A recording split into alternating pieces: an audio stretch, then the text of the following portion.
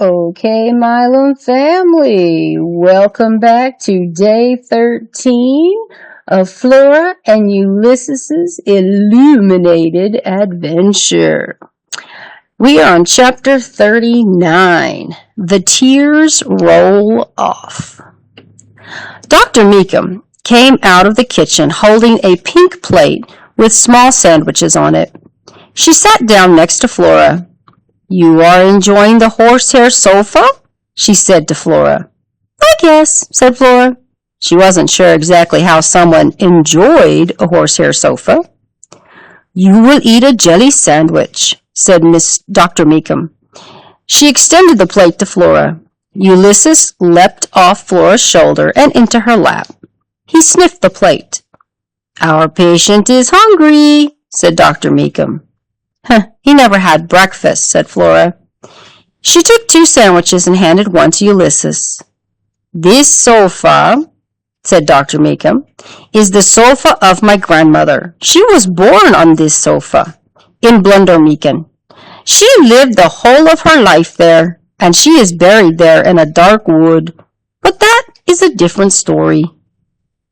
What I meant to say is that when I was a girl in Blundermeakin, I sat on this sofa and spoke with my grandmother about inconsequential things well into the gloom of the evening. That is what a girl in Blundermeakin did in those days. She was expected to speak of inconsequential things as the gloom of the evening descended. Also, she must knit. Always the gloom was descending in Blundermeakin. Always one was knitting outfits for the little trolls." "What little trolls?" said Flora. "And where's Blundermeakin?" "Never mind about the trolls for now. I meant only to say that life was very gloomy then, and one was always knitting."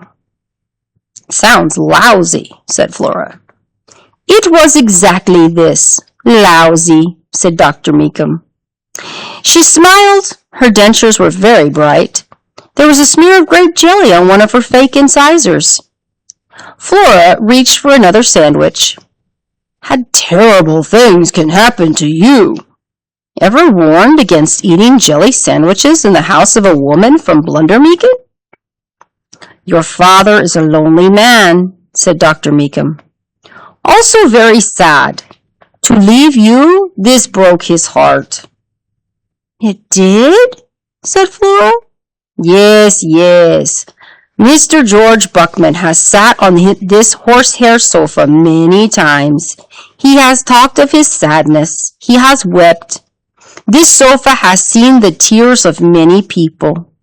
It is a sofa that is good for tears. They roll off it, you see."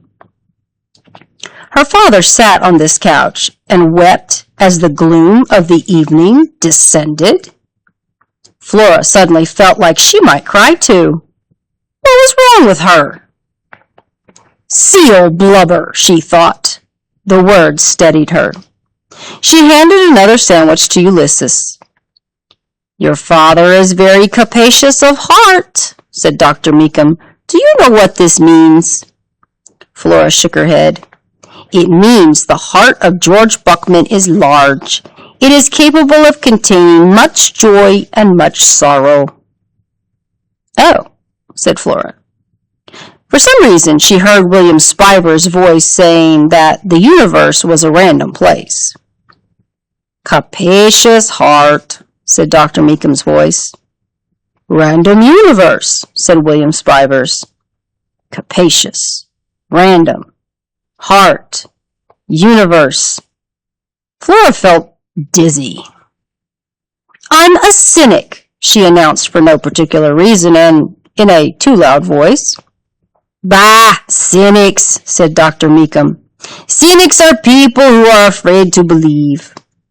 She waved her hand in front of her face as if she were brushing away a fly. Do you believe in, things?" said Flora. Yes, I believe," said Dr. Meekum. She smiled her too bright smile again. "You have heard of Pascal's wager?" No, said Flora. Pascal, said Dr. Meekum, had it that since it could not be proven whether God existed, one might as well believe that he did, because there was everything to gain by believing and nothing to lose. This is how it is for me. What do I lose if I choose to believe? Nothing. Take this squirrel, for instance, Ulysses. Do I believe he can type poetry? Sure, I do believe it. There is much more beauty in the world if I believe such a thing is possible. Flora and Dr. Meekum looked at Ulysses. He was holding half a sandwich in his front paws. There were blobs of grape jelly in his whiskers. Do you know what a superhero is? Said Flora. Sure, I know what a superhero is. Ulysses is a superhero, said Flora. But he hasn't really done anything heroic yet. Mostly, he's just flown around. He lifted a vacuum cleaner over his head. He wrote some poetry. He hasn't saved anyone, though, and that's what superheroes are supposed to do, save people. Who knows what he will do, said Dr. Meekum. Who knows whom he will save? So many miracles have not yet happened. Flora watched as one of the jelly blobs on Ulysses' whiskers trembled and fell in slow motion to the horsehair sofa. All things are possible, said Dr. Meekum. When I was a girl in Blundermeekin, the miraculous happened every day. Or every other day. Or every third day. Actually, sometimes it did not happen at all, even on the third day. But still, we expected it. You see what I'm saying? Even when it didn't happen, we were expecting it. We knew the miraculous would come. There was a knock at the door. See, said Dr. Meekum, this will be your father, Mr. George Buckman. Flora stood and went to the door and opened it. It was her father, and he was smiling. Again. Still. Which did seem kind of miraculous. Hi, Pop, she said. You see, said Dr. Meekum, he smiles. Flora's father's smile got bigger. He took off his hat. He bowed. George Buckman, he said, how do you do? Flora couldn't help it. She smiled too. She was still smiling when a noise that sounded like the end of the world echoed through the hallway of the Blixen Arms. One minute her father was standing there with his hat in his hands, smiling, and the next minute, Mr. Klaus, the cat one, came out of nowhere and landed right on top of George Buckman's unprotected head. Chapter 40. Vanquished. Fortunately, a superhero was present. Sunny side up. He's on his head. Oh, pulling him up. Oh, wow. Look how strong Ulysses is. Throwing him down the hall. For the love of Pete! Holy bagumba! Vanquished. And the superhero was enormously, inordinately pleased with himself. He felt immensely powerful. He felt like writing a poem. Chapter 41. I promise. They were in the car. Flora's father's hands were on the steering wheel at 10 o'clock and 2. Flora was sitting up front, and Ulysses' head was out the window. They were heading back to Flora's mother's house in spite of Flora's protestations. We have to go back, said his father. We have to return at the regular Saturday afternoon time. We have to act normal, natural, unconcerned. Flora wanted to object, but she could read the writing on the wall, or rather, she could read the words that hovered above her and her father and the squirrel. Destiny could not be called. The arch nemesis must be faced. Holy bagumba, said her father. His right ear was wrapped in a huge amount of gauze. His head looked lopsided. Holy unanticipated occurrences! A squirrel vanquished a cat! He shook his head. He smiled. And now it's time for another battle, said Flora. Everything will be fine, said her father. So you say, said Flora. It started to rain. Ulysses pulled his head back inside the car. He looked up at Flora, and the sight of his little whiskered face calmed her somehow. She smiled at him, and the squirrel sighed happily and curled up in her lap. When I was a girl in Blundermeakin, Dr. Meekum had said to Flora when they were all leaving apartment 267, we wondered always if we would see each other again. Each day was uncertain. So to say goodbye to someone was uncertain too. Would you see them again? Who could say? Blundermeakin was a place of dark secrets. Unmarked graves, terrible curses, trolls were everywhere. So we said goodbye to each other the best way we could. We said, I promise to always turn back toward you. I say those words to you now, Florabelle. I promise to always turn back toward you. And now you must say them to me. I promise to always turn back toward you, Flora had said. She whispered the words again, now to the squirrel. I promise to always turn back toward you. She put a finger on Ulysses's chest.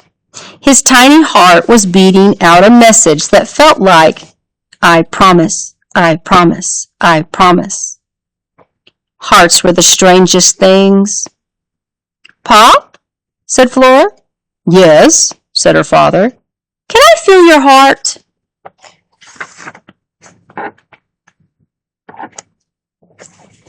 My heart, said her father. Well, okay, sure. And then for the first time ever, George Buckman took both his hands off the steering wheel while the car was in motion. He opened his arms wide.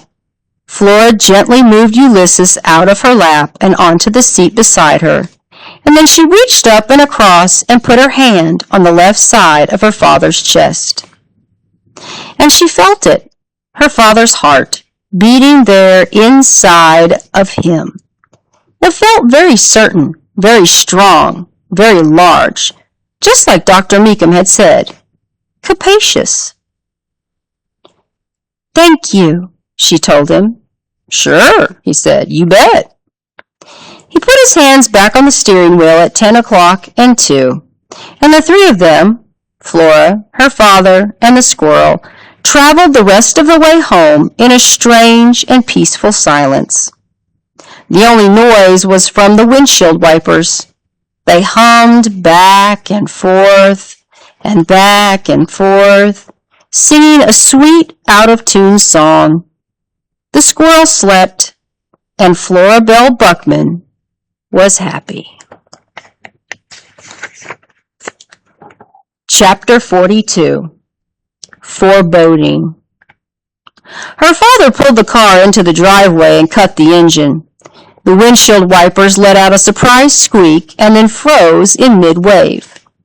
The rain slowed to a trickle. The sun came out from behind a cloud and then disappeared again. And the smell of ketchup melded with butterscotch rose with a gentle persistence from the seats of the car.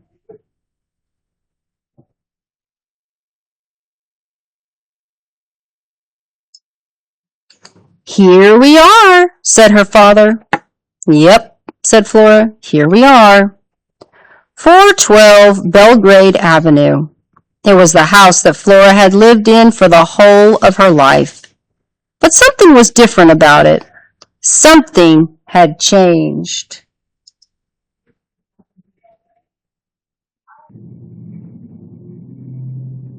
What was it? Ulysses crawled up onto her shoulder. She put her hand on him. The house looked sneaky somehow, almost as if it were up to no good. Foreboding. That was the word that popped into Flora's head. The house seemed full of foreboding. Do inanimate objects, couches, chairs, spatulas, etc., absorb the energy of the criminals, the wrongdoers among whom they live? The criminal element had queried in a recent issue. It is, of course, entirely unscientific to assume such a thing, but still, we are forced to admit that in this woeful world, there exists objects with an almost palpable energy of menace. Spatulas that seem cursed, couches that contain literal and metaphorical stains of the past, houses that seem to perpetually groan and moan for the sins contained in their environs. Can we explain this? No. Do we understand this? We do not. Do we know that criminals exist? We do. We are also terribly, and unfortunately, certain that the criminal element will be forever among us. And the arch-nemesis, thought Flora, the arch-nemesis will be forever among us too? Ulysses' arch-nemesis is in that house right now. Do you remember the darkness of 10,000 hands? Flora said to her father. Yep, said her father. He wields 10,000 hands of anger, greed, and revenge. He is the sworn enemy of Incandesto. He's Incandesto's arch-nemesis, said Flora. Right, said her father. I tell you what, the darkness of 10,000 hands better stay away from our squirrel. He honked the horn. Home the warrior, he shouted. Home the cat-conquering superhero squirrel! Ulysses puffed out his chest. Let's go, Flora said. We have to do it. We have to face the arch-nemesis. Right, said her father. Bravely forward! And he honked the horn again. That's the end of day 13, Milam family. Check back tomorrow for day 14.